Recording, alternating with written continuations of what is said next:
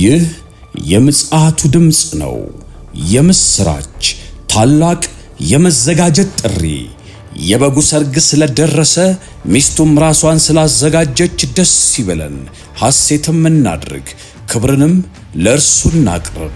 የዮሐንስ ራእይ ምዕራፍ 19 ቁጥር 7። ሰላም ጤና ይስጥልኝ። በመላ ለመሆናችሁ የድንቅ ፍጻሜ ዝግጅቶችን በጀሜም ቴሌቪዥን እንዲሁም ደግሞ በድንቅ ፍጻሜ ቲዩብ የምትከታተሉ ቤተሰቦቼ ጸጋና ሰላም ከሁላችሁ ጋር ይሁን። እንደምሰነበታችሁ ወንድማችሁ አገልጋይ ያሬድ ነኝ። ይህ የምጽአቱ ድምጽ ነው። ምስራች ጌታ ኢየሱስ ሊመጣ ዘመኑ ቀርቧል። በአንድ ሁለት መረጃዎች መጥቻለሁ።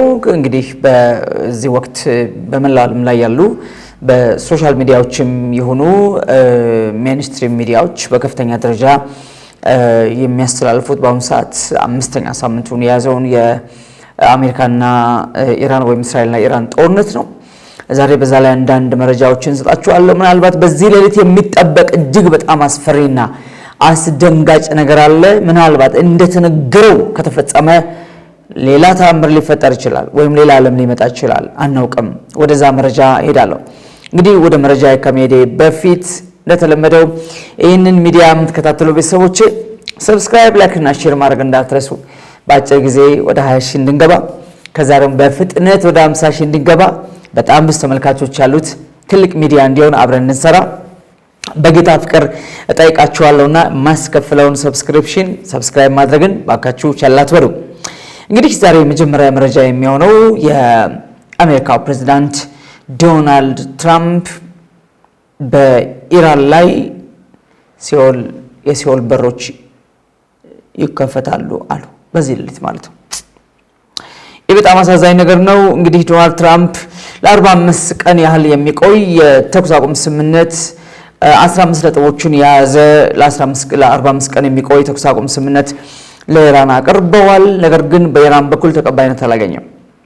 በዚህ ሁሉ ድብደባ፣ በዚህ ሁሉ መከራ፣ በዚህ ሁሉ የቦምብና የሚሳኤል ናዳ ውስጥ ኢራን አሁንም አቅሟን በጣም እያፈረጠመች ተገዳዳሪ ሆና ቆማ ነው ያለችው እና የዶናልድ ትራምፕን የ45 ቀን የተኩስ አቁም ስምምነት ባለመስማማት 15 ነጥቦች ውድቅ በማድረግ ከዚህ በኋላ አሜሪካ በምታስቀምጠው ማንኛውም አይነት መደራደሪያ ለመደራደር ፈቃደኛ አይደለንም፣ ይልቁንም እኛ በምናስቀምጠው መደራደሪያ ቢደራደሩ ይሻላል ብለዋል ኢራኖች። እንግዲህ የአሜሪካ ዋነኛ የዶናልድ ትራምፕ ዋነኛ መደራደሪያ ሆርሙዝ ይከፈት ነው። እዚህ ሆርሙዝ ሰርጥ እንዲከፈት ነው 48 ሰዓት ዶናልድ ትራምፕ ሰጥተዋል። 48 ሰዓት ማለት እንግዲህ ዛሬ ሌሊት ማለት ነው። 7 ሰዓት 8 ሰዓት በኢትዮጵያ አቆጣጠር። በዚህ ጊዜ ውስጥ የሆርሙዝን ሰርጥ የማትከፍተው ከሆነ ኢራን ብለዋል፣ ኢራን ላይ የሲኦል በሮች ይከፈታሉ አሉ። ሰዓት ይዘንባል ማለት ነው። ስለዚህ ምናልባት እስከዛሬ ድረስ በጣም በጥንቃቄ በኢራን ያሉ ወታደራዊ ተቋማትና የተለያዩ ጦር መሳሪያ ኒኩሌር ማብላያውን ጨምሮ የተለያዩ ጦር መሳሪያ ማምረቻና ማከማቻዎች ላይ ነበር ወታደራዊ ተቋማትን ነበር አሜሪካ ሲደበደበ የነበረው። አሁን ግን የኢራንን መሰረተ ልማቶች አመድ አደረጋቸውና የኢራንን ስልጣኔ በሙሉ ዜሮ አድርገዋለሁ በማለት ዶናልድ ትራምፕ ዝተዋል ማለት ነው። እንግዲህ በዚህ በዶናልድ ትራምፕ የ48 ሰዓት ቅድመ ሁኔታ መሰረት ኢራን ምናልባት ሆርሙዝን ማትከፍተው ከሆነ እጅግ በጣም አደገኛ ነገር ውስጥ ነው የሚገባው። ይሄ እንዳልኩ ዛሬ ሌሊት የሚጠናቀቅ ነው። እንግዲህ ዶናልድ ትራምፕ እሁድ ዕለት የኤቢሲ ጋዜጠኛ ያቀረበችውን ጥያቄ ማለትም ከሁለት እስከ 3 ሳምንት ጠብቆኝ ከዛ በኋላ ጦርነቱ ይቆማል የሚለውን ዶናልድ ትራምፕን ሐሳብ አንስታ ይሄ ነገር እንደተጠበቀ ነው ወይ ብላ ለመለሰችው ነው። 2-3 ሳምንት ለመጠበቅ ትግስት የለንም ያሉ ሰውዬው 2-3 ሳምንት ለመጠበቅ ኢራንን ትግስት የለንም። ከዚህ በኋላ 48 ሰዓት ላይ ኢራን ሰጥቻለሁ። በዚህ 48 ሰዓት ውስጥ ኢራን የሆርሙዝ ሰርጥ ማትከፍተው ከሆነ የኢራን መሰረተ ልማቶች በሙሉ ይወድማሉ። የመረጥን የኃይል ማመንጫ የመረጥን የእንትን ማከማቻ አንልም።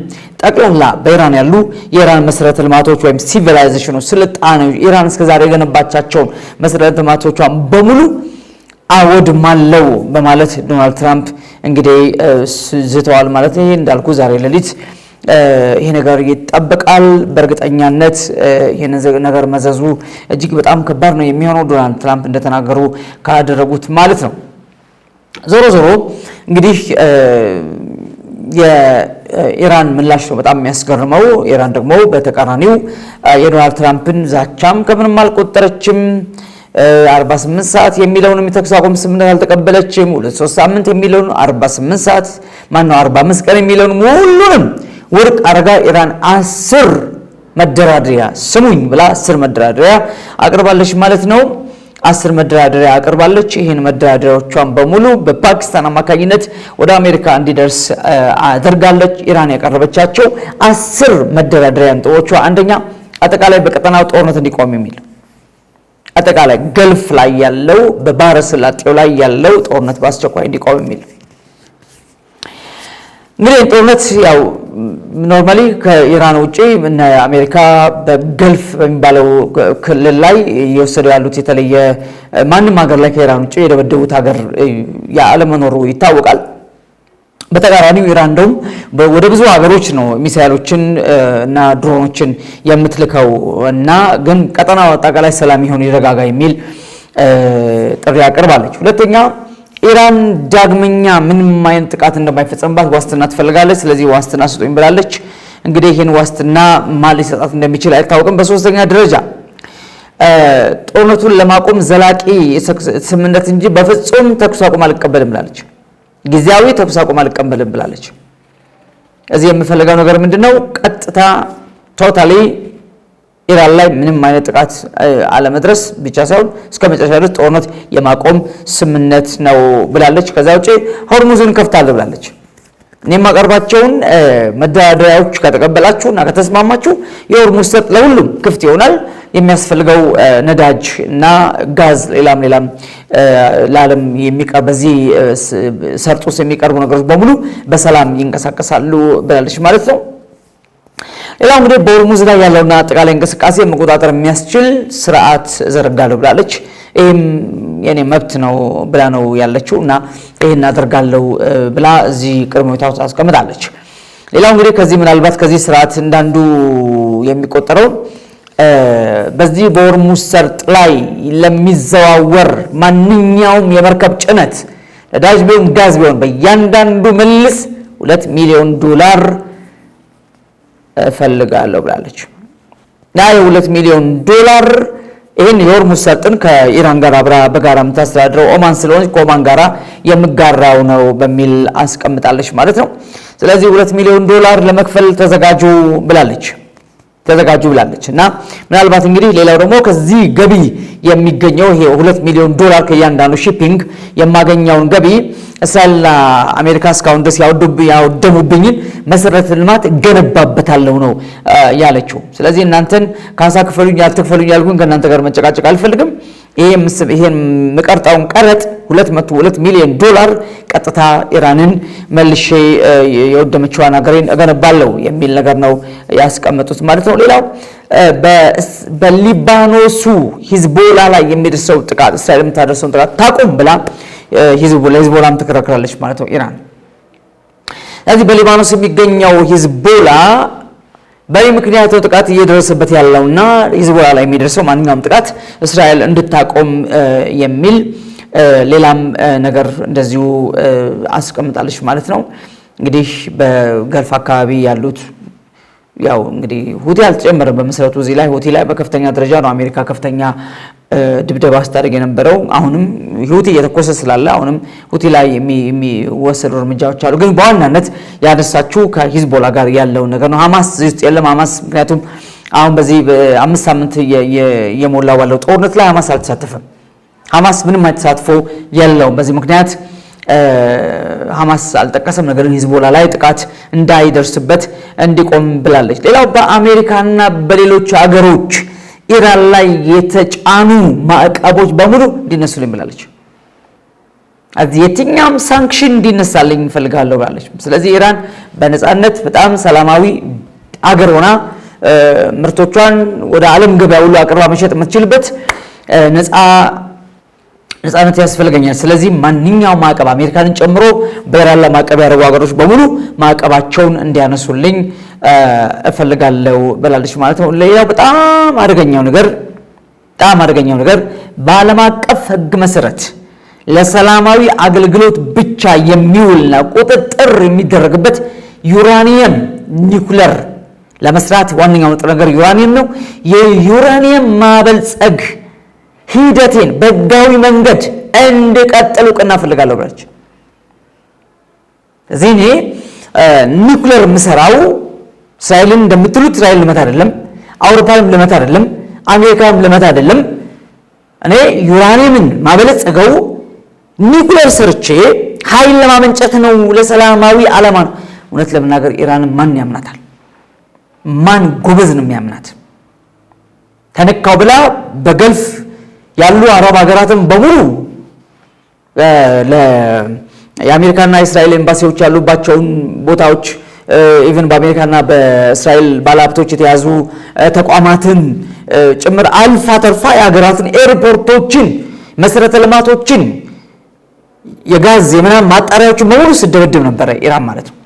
ሳውዲ አልቀረ፣ ኳተር አልቀረ፣ ባህሬን፣ ኤምሬት ያልተደበደበ ሀገር የለምና እኔ ለሰላማዊ አገልግሎት ነው ዩራኒየም ማበለጸገውና ኒውክሌር ቢኖረኝ ማንም ላይ አልተኩስም እመኑኝ ብላለች። ያምኗታል? ማን ጎበዝ ማን ጀግና ነው ኢራን የሚያምናት? መጀመሪያውኑ ሂዝቦላን ያስታጠቀው፣ መጀመሪያውኑ ሐማስን ያስታጠቀው፣ መጀመሪያውኑ ሁቲን ያስታጠቀው፣ የየመንን ሚሊሻ የኢራቅ ሚሊሻውን ያስታጠቀው፣ ሌሎች ማአት በዓለም ላይ እንዳሸባሪ ድርጅት የሚቆጠሩ አንዳንዶቹ በጫካ አንዳንዶቹ ደግሞ ከተሞችን ተቆጣጥረው ከተሞችን ያስተዳድራሉ። ለምሳሌ ሁቲ የመን ላይ የሚያስተዳድረው ቦታ አለ። ሂዝቦላ ሊባኖስ ላይ የሚያስተዳድረው የሊባኖስ መንግስት የማይቆጣጠረው ራሱ የሚያስተዳድረው ቦታ አለ። ሐማስ ሙሉ ጋዛን ያስተዳድራል። ብቻ አንዳንዶቹ ከተሞችን ያስተዳድራሉ፣ አንዳንዶቹ በቃ በጫካ ያሉ አሸባሪዎች ናቸው። እነዚህም በሙሉ ከጫፍ ጫፍ የምታስታጠቅ ኢራንን አምኖ ኢራን ዩራኒየም ታበልጽግ አትመታልም ብሎ የሚል ይኖራል ብዬ ነው በግሌ። ምክንያቱም ከባለፈው ተሞክሮ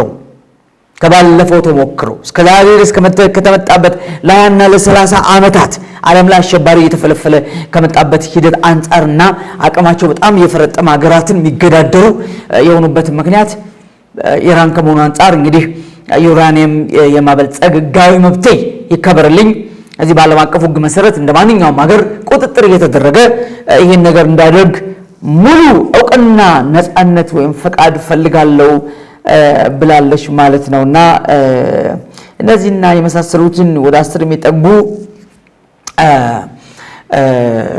ቅድመ ሁኔታዎችን ኢራን አቅርባለች። እውነት ለመናገር በጣም ከባባድ ነገሮችን ነው ያቀረበችው።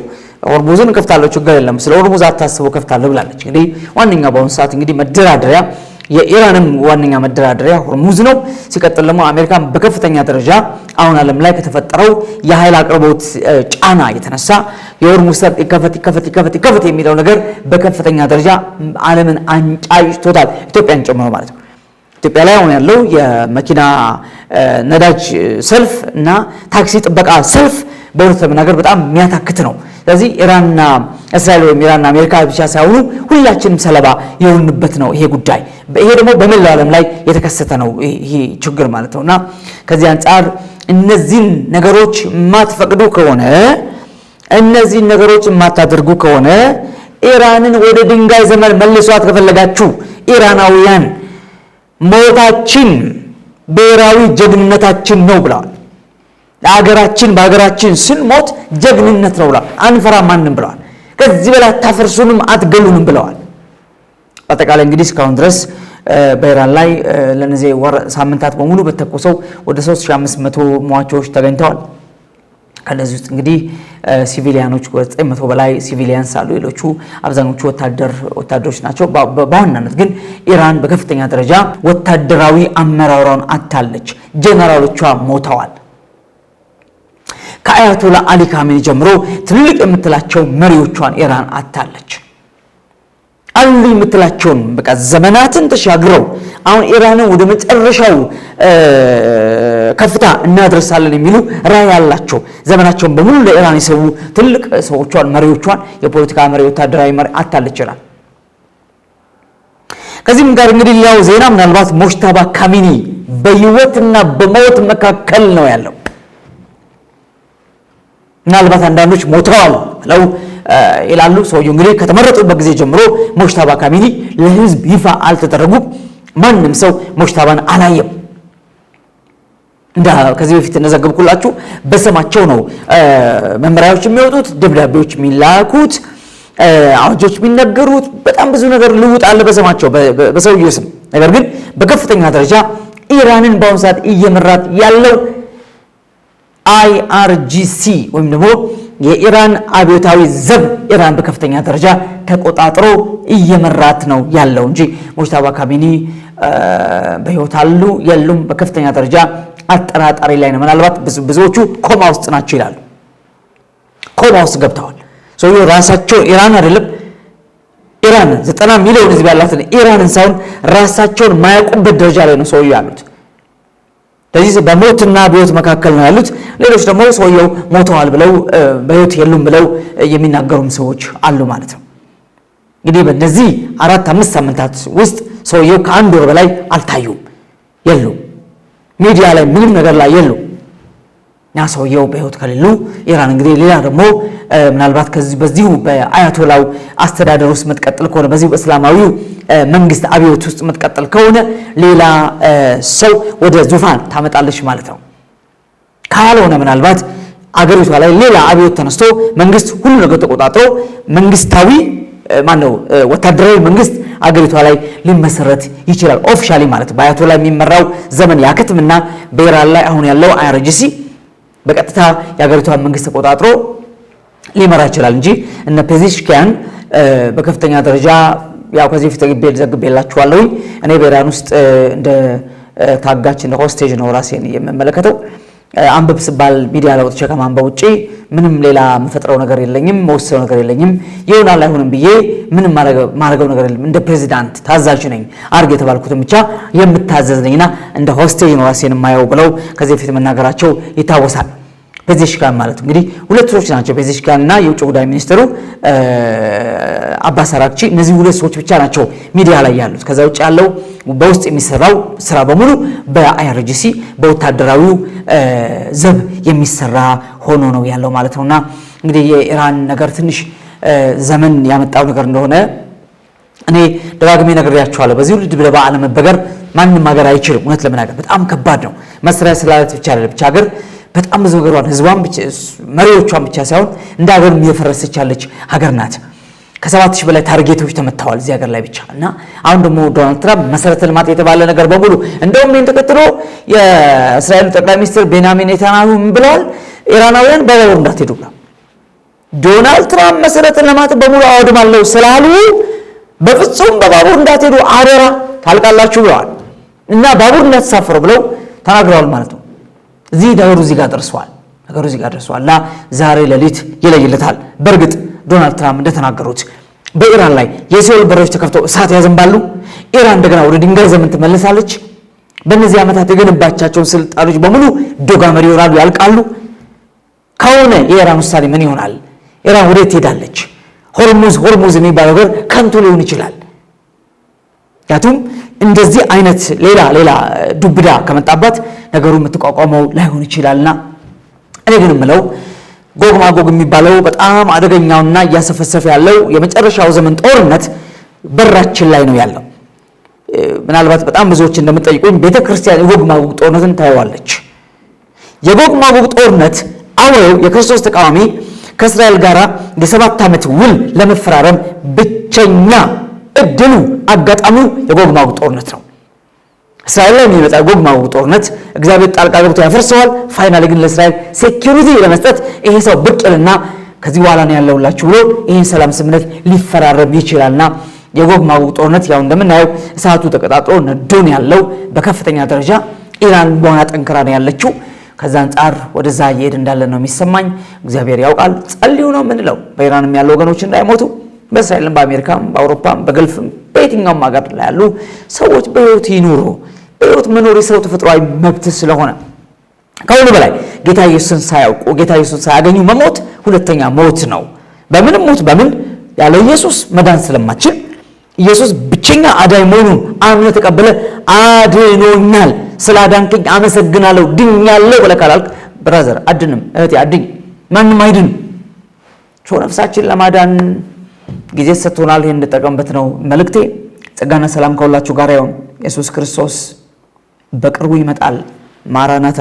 አገልግሎቱን ለመደገፍ ለምትሹ በኢትዮጵያ ንግድ ባንክ መሳያ ፎር ኦል ኢንተርናሽናል ሚኒስትሪ የባንክ አካውንት ቁጥር 1046 31 29 65 8 ኢየሱስ እንደተናገረው በቶሎ ይመጣል።